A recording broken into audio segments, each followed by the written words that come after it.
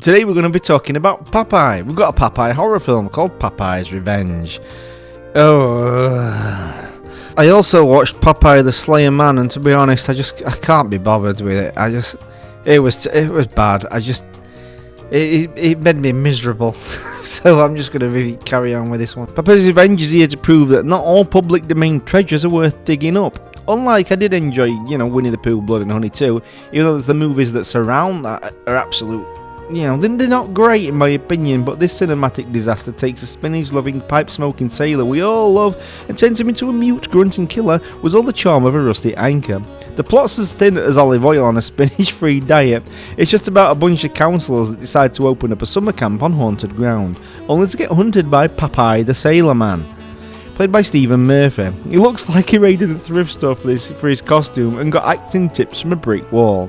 He doesn't even speak in this film because he's a clone of Jason Voorhees, and probably doesn't speak because if he did, he'd apologise for being in this travesty of a film, and that's no offence to the actor at all. He just wasn't given anything to work with.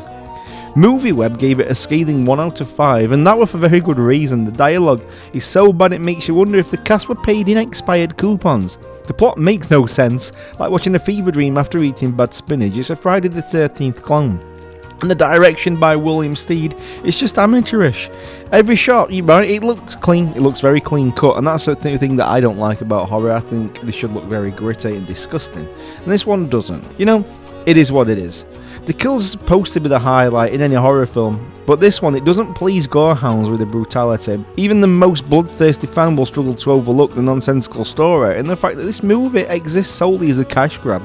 It's like the filmmaker said, let's throw in some blood, boobs and bad acting, and Popeye, let's throw Popeye in it and just call it a day. How fucking original. The CGI in this film are awful. They wouldn't muster in a 90s video game. The practical effects look like they were done with dollar store props too. It's a mess.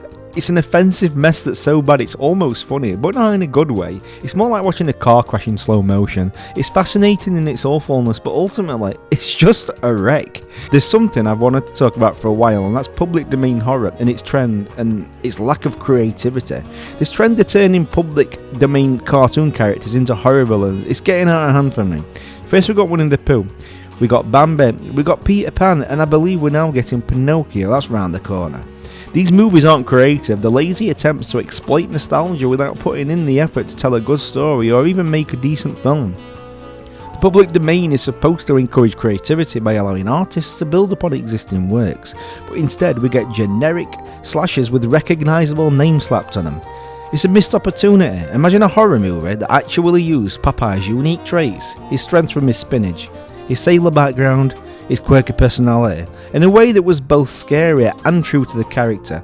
But no, we get a mute grunting killer who could have been anyone, with a vague nod to spinach because they can't show him eating due to copyright issues. It's like watching a bootleg version of the character, similar but missing all the parts that made it good. By flooding the market with these subpar adaptations, the industry is stifling true creativity in horror.